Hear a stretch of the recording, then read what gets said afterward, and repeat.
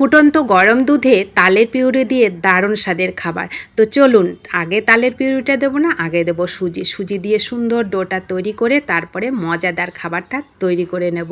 যেই খাবারটা এতটাই লোভনীয়, এই খাবারে কিন্তু বন্ধুরা একটা স্বাদ পাওয়া যাবে না, তিনটে স্বাদ পাওয়া যাবে এই খাবারের মধ্যে।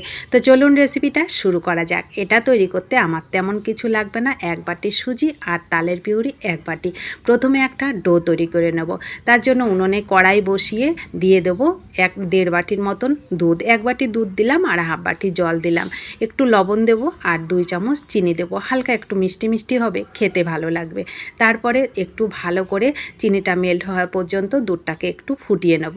তারপরে গ্যাসটাকে একেবারে লো করে রেখে সুজি দিয়ে দেবো। সুজিটাকে দিয়ে সুন্দর করে একটা মণ্ড তৈরি করে নেব। যখন সুজিটা শুকনো শুকনো হয়ে যাবে তখন আমি এর মধ্যে তালের পিউরিটা দিয়ে দেবো।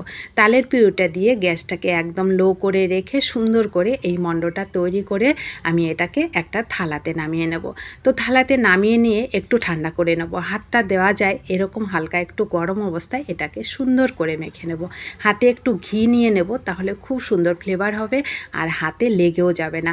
তো বন্ধুরা, এই ডোটা কিন্তু অবশ্যই একটু নরম নরম করার চেষ্টা করবেন, খেতে অসম্ভব মজার লাগবে। এই খাবারটা এতটাই লোভনীয় হয়, আপনি একবার যদি তৈরি করে খান আপনার মনে হবে তাল যখনই পাই তখনই তৈরি করি আর তখনই খাই। তো দেখুন ডোটা মাখা হয়ে গেল। আমি একটু পুর তৈরি করে নিয়েছিলাম নারকেল আর চিনি দিয়ে। পুরটা আপনারা যেমন স্বাদের খাবেন সেরকমই কিন্তু তৈরি করে নিতে পারেন। তো পুরটা আমি আগেই তৈরি করে নিয়েছি।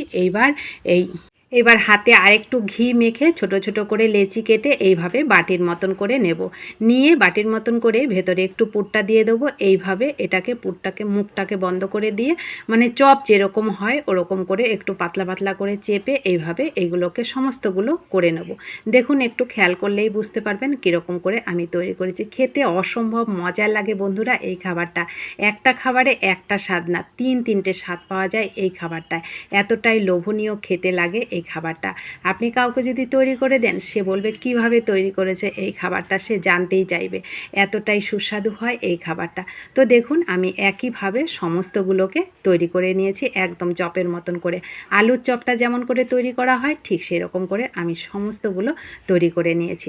এইবার একটা উপরে যে লেয়ারটা দেব তার জন্য এখানে 3 চামচ মতন চালের গুঁড়ো নিয়ে নিয়েছি একটা বাটিতে, আর 2 চামচ কর্নফ্লাওয়ার দেব। খুব সুন্দর মুচমুচে হবে। হাতের কাছে যদি সুজি থাকে সেটাও কিন্তু দিতে পারেন, আমার কাছে ছিল না আজকে, সুজিটা দিলাম না। একটু পরিমাণ মতো লবণ দিলাম আর 1 চামচ চিনি দিলাম, দিয়ে একদম পাতলা করে একটা ব্যাটার রেডি করে নিয়েছি। তো দেখুন ব্যাটারটা একটু খেয়াল করলেই বুঝতে পারছেন আমি কি করে তৈরি করছি। এবার এর মধ্যে চপের মতন করে এগুলোকে ডোবাবো আর গরম তেলে ভেজে নেব। একদম গ্যাসটাকে মিডিয়ামে করে রেখে এগুলোকে একটু টাইম নিয়ে ভাজবো। খুব সুন্দর মুচমুচে হবে, হালকা একটু ব্রাউন কালার করে এগুলোকে ভেজে নেব। খেতে দুর্দান্ত স্বাদের হয় বন্ধুরা। একদিন হলেও বাড়িতে তৈরি করে খেয়ে দেখবেন যদি এরকম খাবার না তৈরি করে খেয়ে থাকেন। তো এই সুন্দর রেসিপিটা কেমন লেগেছে কমেন্ট করতে কিন্তু ভুলবেন না। আর ভালো লাগলে প্লিজ ভিডিওটিতে একটু লাইক করবেন আর একটু শেয়ার করে দেবেন, সবাই যেন এই সুন্দর রেসিপিটা দেখে তৈরি করে খেতে পারে তালের সিজন থাকতে থাকতে। আর নতুন বন্ধু হয়ে থাকলে চ্যানেলটা সাবস্ক্রাইব করে পাশে থাকার জন্য অনুরোধ জানাচ্ছি।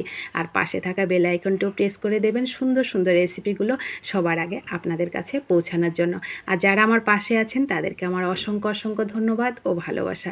তো দেখুন কত সুন্দর একদম গরম গরম মুচমুচে চপ কিন্তু আমার রেডি হয়ে গেল। খেতে অসম্ভব মজার লাগে, বাইরেটা খাস্তা ভেতরটা মিষ্টি আর মাঝে একটু সুন্দর ক্রিমি ভাব সুজির। খুব মজার একটা খাবার, খেতে অসম্ভব মজার হয় বন্ধুরা। অবশ্যই একবার তৈরি করে খাবেন আর অনেক অনেক শেয়ার করবেন। কেমন লেগেছে কমেন্ট করতে ভুলবেন না।